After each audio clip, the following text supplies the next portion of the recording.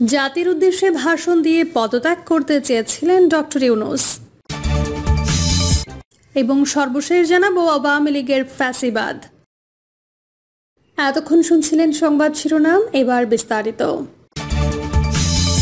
জাতির উদ্দেশ্যে ভাষণ দিয়ে পদত্যাগ করতে চেয়েছিলেন ডক্টর ইউনূস। ঢাকার রাজপথে রাজনৈতিক দলগুলোর পাল্টাপাল্টি কর্মসূচিতে উত্তপ্ত পরিস্থিতি সৃষ্টি হয়েছে। দেশের রাজনৈতিক অস্থিরতা, বিশৃঙ্খলা ও জনদুর্ভোগের মাঝে পড়েছে অন্তর্বর্তীকালীন সরকার। আর এই পরিস্থিতিতে চরম অস্বস্তির মধ্যে পড়েছেন প্রধান উপদেষ্টা ডক্টর মোহাম্মদ ইউনূস। বিশ্বস্ত সূত্রে জানা গেছে, গত বৃহস্পতিবার উপদেষ্টা পরিষদের বৈঠকে দেশের রাজনৈতিক ও আইন শৃঙ্খলা পরিস্থিতি নিয়ে আলোচনার সময় ডক্টর ইউনূস পরিষ্কারভাবে জানান, তিনি আর এই সংকটের দায় নিতে চান না। তিনি জাতির উদ্দেশ্যে ভাষণ দিয়ে পদত্যাগ করার সিদ্ধান্ত নিয়েছেন বলেও উপদেষ্টাদের জানান। তিনি উল্লেখ করেন, সাম্প্রতিক সহিংসতা ও অরাজকতার পেছনে রয়েছে রাজনৈতিক প্ররোচনা এবং একটি সম্মানজনক সমাধান না হলে তার পক্ষে দায়িত্বে থাকা সম্ভব নয়। এই ঘোষণার পরে জাতির উদ্দেশ্যে দেওয়া ভাষণের খসড়া তৈরি এবং রেকর্ডিংয়ের প্রস্তুতি শুরু হয়।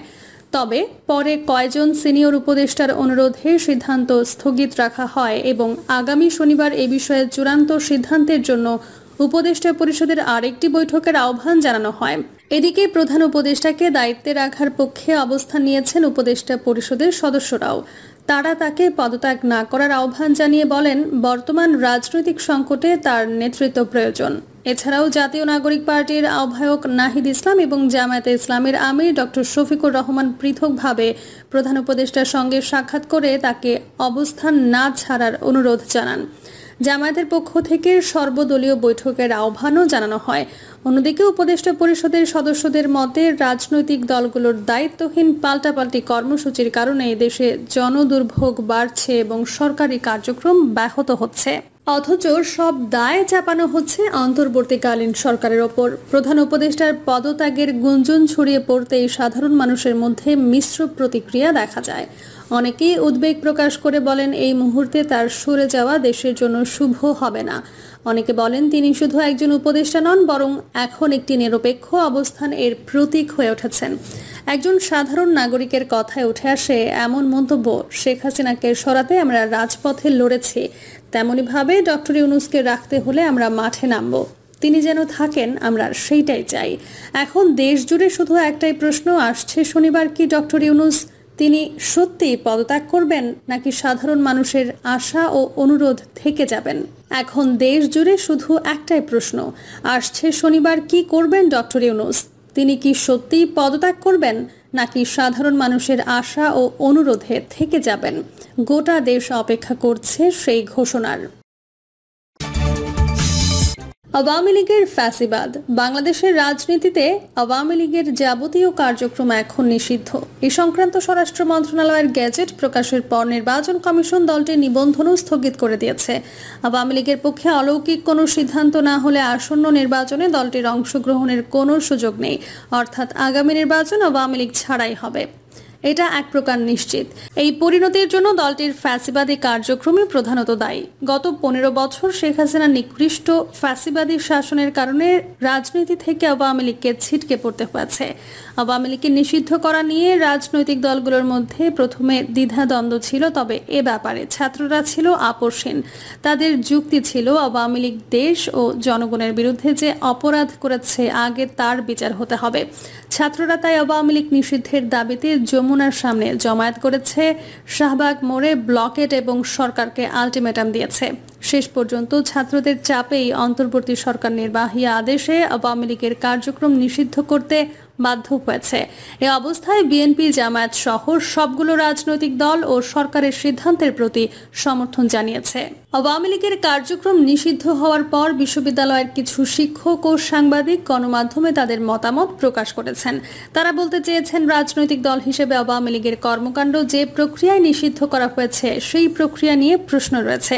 ঢাকা বিশ্ববিদ্যালয়ের সমাজ বিজ্ঞানের শিক্ষক অধ্যাপক সামিনা লুৎফা বিবিসিকে বলেন, তিনি মনে করেন যে প্রক্রিয়া এবং যেভাবে নিষেধাজ্ঞা আরোপ করা হয়েছে তাতে আওয়ামী লীগের রাজনীতিতে বরং ফিরে আসার পথ সহজ করবে। এ ব্যাপারে ভিন্ন মত প্রকাশ করেন রাজনৈতিক বিশ্লেষক মহিউদ্দিন আহমেদ। তিনি মনে করেন, বাংলাদেশের বর্তমান রাজনৈতিক বাস্তবতায় আওয়ামী লীগের রাজনীতিতে ফিরে আসার সময় সাপেক্ষ হবে, কারণ আওয়ামী লীগের নির্যাতন এবং দুঃশাসনের স্মৃতিটা এখন প্রবল, এত জীবন্ত যে সহসা কামব্যাক করা সম্ভব হবে না, যদি না এখনকার সরকার বা পরবর্তী সরকার ব্যর্থ হয়। নিউ এজ সম্পাদক নুরুল কবির এক সাক্ষাৎকারে আওয়ামী লীগকে বিচারের আওতায় আনাকে সমর্থন করেছেন।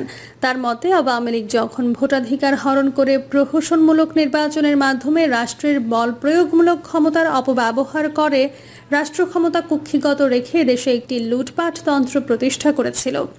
আবার এই রাজনৈতিক অর্থনৈতিক অপরাধের বিরুদ্ধে সংগঠিত গণতান্ত্রিক সংগ্রামকে দমন করে ক্ষমতায় টিকে থাকার জন্য লীগ সরকার মাত্র 3 সপ্তাহে 1,500 মানুষকে হত্যা করেছে এবং 20,000 মানুষকে গুলি করে তাদের অনেককেই চিরতরে পঙ্গু করে দিয়েছে। এমন একটি রাজনৈতিক দলের স্বৈরতান্ত্রিক নেতা নেত্রী সহ খোদ সেই দলটিকেও সংগঠন হিসেবে বিচারের আওতায় আনাকে আমি একটি ন্যায্য পদক্ষেপ হিসেবেই গণ্য করি। সাংবাদিক মাসুদ কামাল টিভি টক শোতে অংশ নিয়ে তার মতামত দেন, 1996 সালের আওয়ামী লীগ ও গত 15 বছরে আওয়ামী লীগ এক নয়। 1996 সালের আওয়ামী লীগকে তখন ফ্যাসিবাদী বলা হয়নি। ফ্যাসিবাদী হয় নেতৃত্বের কর্মকাণ্ডের কারণে। এজন্য বিচার হবে যিনি ফ্যাসিবাদী কর্মকাণ্ড চালিয়েছেন সেই ব্যক্তির। দল হিসেবে আওয়ামী লীগকে কেন ফ্যাসিবাদের জন্য দায়ী করা হবে?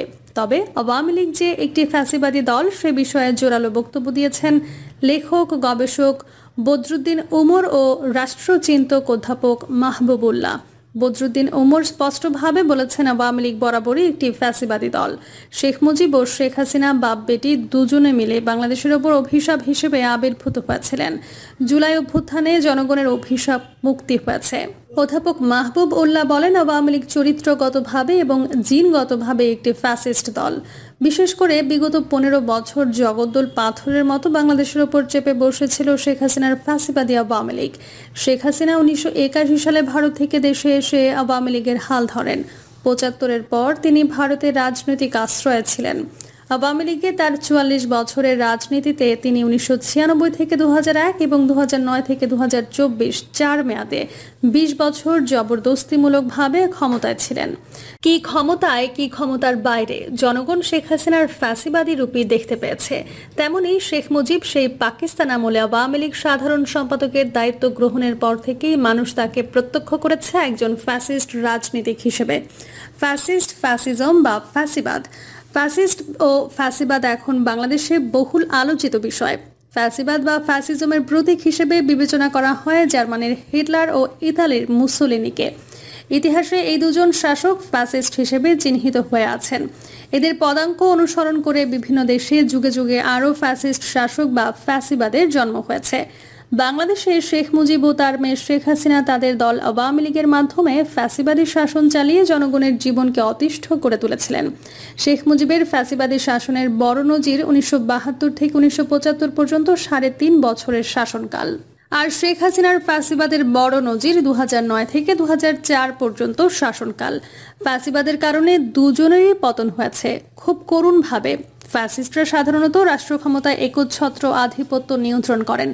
হিটলার জার্মানিতে ক্ষমতা নেওয়ার পর শুধু রাজনৈতিক ক্ষমতায় নিয়ন্ত্রণ করেননি, রাষ্ট্রের প্রতিটি প্রতিষ্ঠান এবং প্রতিটি ক্ষেত্রে কর্তৃত্বপরায়ণ শাসন প্রতিষ্ঠা করেছেন। তারা বড় সমাবেশ করে তার শক্তির প্রদর্শন করতেন। এক ব্যক্তির সর্বময় কর্তৃত্ব ও শাসনের বাইরে কোনো কথা বলার সুযোগ ছিল না। হিটলার ও মুসোলিনি যেটা মনে করতেন সেটাই সবাইকে মানতে হতো, জানতে হতো। ফ্যাসিস্টরা তাদের সমালোচনার জবাব দিতেন শক্তি প্রয়োগের মাধ্যমে। অন্যের ওপর দোষ চাপাতে তারা কাউকে না কাউকে বলির পাঠা বানাতেন। বিবিসির এক রিপোর্টে মার্কিন রাষ্ট্রবিজ্ঞানী লরেন্স ব্রিটের উদ্ধৃতি দিয়ে বলা হয়, ফ্যাসিবাদের 14টি বৈশিষ্ট্যের মধ্যে উল্লেখযোগ্য হচ্ছে জাতীয়তাবাদের ক্রমাগত প্রচার, মানবাধিকার হরণ, সশস্ত্র বাহিনীকে সুবিধা দেওয়া, গণমাধ্যমের নিয়ন্ত্রণ, কর্পোরেট স্বার্থ রক্ষা করা এবং প্রহসন ও প্রতারণার নির্বাচন। যারা ফ্যাসিস্ট মতাদর্শে বিশ্বাস করে তারা প্রকৃত গণতান্ত্রিক নির্বাচনকে গ্রাহ্য করে না। ক্ষমতা কুক্ষিগত করে রাখার জন্য তারা এমন নির্বাচনের আয়োজন করে যেখানে জনগণ তাদের ভোটাধিকার প্রয়োগ করতে পারে না। শেখ মুজিব ও শেখ হাসিনার শাসনকাল পর্যালোচনা করলে এরই প্রমাণ পাওয়া যায়। শেখ মুজিবের শাসনকালে ফ্যাসিবাদ, প্রথমা থেকে প্রকাশিত আমার দেখা রাজনীতির 50 বছর বইতে সাংবাদিক, সাহিত্যিক ও রাজনীতিক আবুল মনসুর আহমেদ লেখেন, 1954 সালের যুক্তফ্রন্টের ঐতিহাসিক বিজয়কে নষ্ট করিয়া দেওয়ার জন্য সবার চেয়ে বেশি এবং আশুদায়ী ছিল শেখ মুজিবুর রহমানের একগুয়েমি। 1955 সালে যুক্তফ্রন্ট ভাঙিয়া দেওয়ার মূলেও ছিল শেখ মুজিবের কার্যকলাপ। যুক্তফ্রন্ট ভাঙিয়া তিনি পূর্ব বাংলার বিপুল ক্ষতি করিয়াছেন। যুক্তফ্রন্ট ভাঙা যদি দোষের হয়ে থাকে তবে সেই দোষের জন্য মুজিবুর রহমানই প্রধান দায়ী। হোসেন শহীদ সোহরাওয়ার্দীর অন্ধভক্ত ছিলেন শেখ মুজিব। প্রিয় দর্শক, এই ছিল এখনকার সর্বশেষ সংবাদ। আপডেট সব সংবাদ পেতে চ্যানেলটি সাবস্ক্রাইব করে বেল আইকনটি ক্লিক করে রাখুন।